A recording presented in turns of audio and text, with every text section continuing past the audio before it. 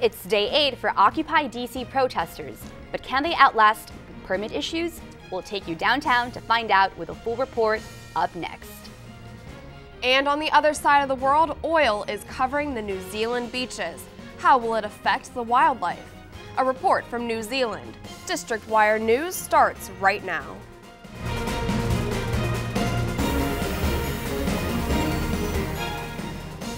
Good evening, I'm Ada Ortega. And I'm Rachel Demita. The Occupy DC protest has been marching around the city all weekend, and they don't plan on taking their tents down anytime soon.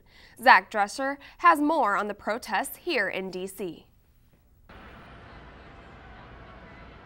An anti-war, anti-government protest is still alive in Washington today. The Occupy DC and Veterans for Peace protest had a permit to stay in Freedom Plaza near the Federal Triangle area. That expired Sunday night. But the tent city had not moved on Monday morning, and the police were nowhere in sight. They told us don't occupy the square. They said don't put up tents. They said don't serve hot food.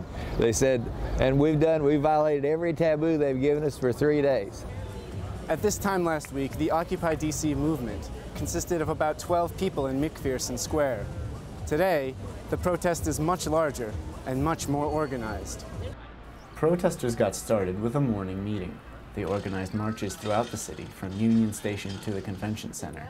But the protest is not just about walking and chanting. My understanding was that there would be a march over to a homeless shelter nearby, and I would like to participate in that. Back in my hometown, I'm very active with the homeless shelter that we've recently established there. The protesters also discussed what to do in case the police do come. Many were planning to simply walk across the street and wait for the cops to leave, but others wanted to make a different statement. I'm hoping to get arrested this afternoon and to come back and get arrested again tomorrow up on the Hill, and basically to come back every 3 or 4 days, like stay overnight, get arrested again. Congress gets back to work tomorrow morning, and while the specifics haven't been hashed out, one thing is for sure: the Occupy DC protest will be there. In Freedom Plaza, I'm Zach Drescher, District Wire News. The Occupy Wall Street protests are creating mass appeal across the United States. Cities across the country are standing together and forming their own Occupy protests, taking after the New York City crowds. From Connecticut to California, citizens are joining together under the message of corporate greed and a poor economy. It has been 24 days since the original Occupy Wall Street was formed in New York City, and their message of representing the 99% of Americans is a message everyone can latch onto. With unemployment rates at 9.1%, Obama is making a push for lawmakers to pass his jobs bill. And tomorrow the Senate is voting. The bill will cost $447 billion, and many Republicans are opposing how it's paid. Democrats support the tax on the wealthy, but neither party has fully agreed to the entire bill. The U.S. Justice Department is blocking Alabama's strict immigration law. Lawyers are asking for an appeal quickly because Hispanic immigrants are reportedly fleeing the state and taking their children out of school. Parents are also signing papers so others can take their children if they are arrested or deported. The federal courts are still looking at immigration laws in Arizona, Georgia, Indiana, and Utah. California undocumented students can now apply for state financial aid and scholarships. The second part of the bill was just signed this Saturday. Kayla Fenner has more on the story. California Governor Jerry Brown signed the second part of the California Dream Bill on Saturday. The bill allows illegal immigrants to apply for scholarships and financial aid at California state colleges and universities. In order to apply, students must have gone to an American high school for at least 3 years, received a high school diploma or GED, and must be applying for U.S. citizenship. American University Center for Multicultural Affairs talks about some of the benefits this law provides for young immigrant students. I think that a lot of people are not well informed about the DREAM Act and don't understand that these students who want to get financial assistance have the GPA. In many ways, I've met many students who are they're valedictorians and whatnot in their schools, but they just don't have the documentation. Access to education is seen as a gateway to social mobility. It makes, in my mind, I think that the positive of this is that you are allowing everyone here equally to have access to education and to have access to establish a better life for themselves, which is ultimately what America was founded on. Part 1 of the California DREAM Act will begin January 1st, 2012. This will allow immigrant students to apply for private scholarships. Part 2 of the law will begin in 2013. It's a really good opportunity. It has a lot of well intent to provide people who are in the process of becoming citizens of our country, give them a better chance to contribute and give back. California hopes that this bill will give a positive example for the rest of the U.S. on how to deal with difficult immigration issues. From Washington, this is Kayla Fenner with District Wire News. The Egyptian Coptic Church is blasting Egyptian authorities for the deaths of 26 people. The Christian protesters were staging a peaceful demonstration in Cairo after an attack on their church. Spreading all over Tahrir Square, the clashes brought out a deployment of more than 1,000 security forces. Sunday's violence was the worst in Egypt since the uprising that ousted Hosni Mubarak in February.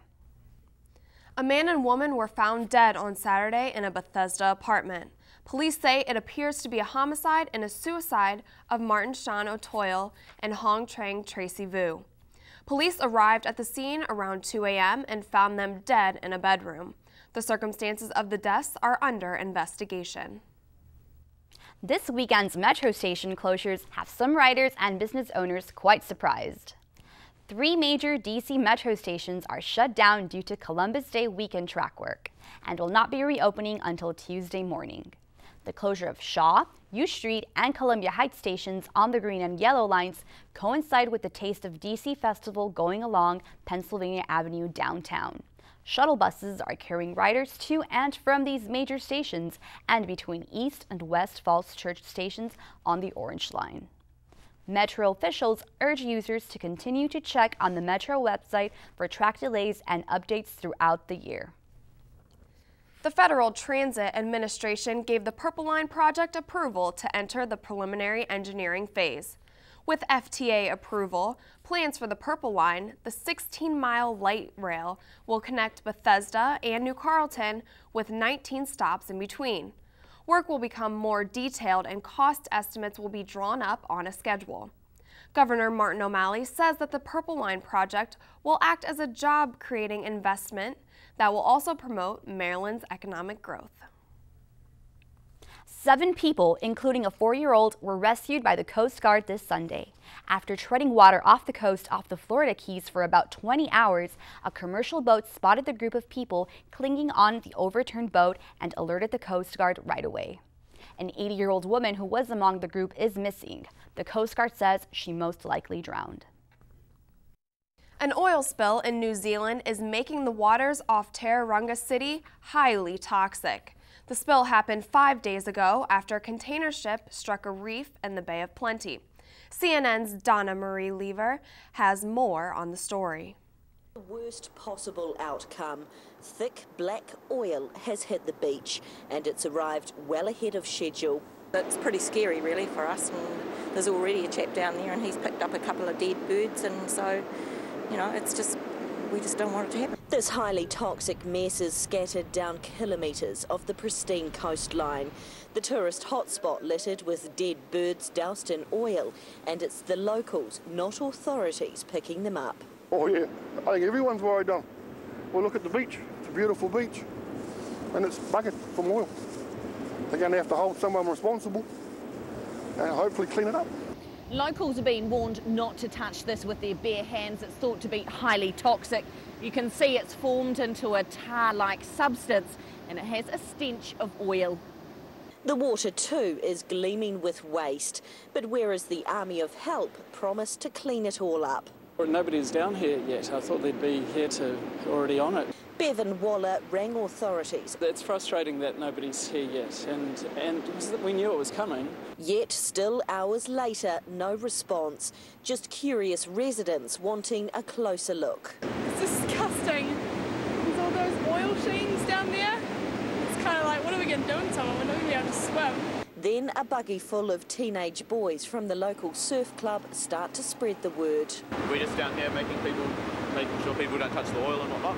But the lack of any official action is leaving locals furious, and they won't wait any longer. Well, the tide's coming in and it's only going to make everything worse. 5 hours after the oil was first reported, a public health warning was finally issued, and the public are now being told to stay away from the beach.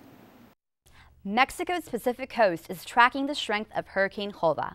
The storm is building up to a major Category 3 hurricane and threatening the beach resorts of Barra de Navidad.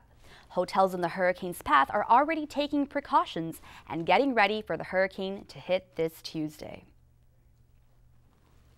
Coming up after the break, good news for drivers. Gas prices are going down and they are falling fast. We'll tell you how much you will have to pay for a gallon in the district after the break.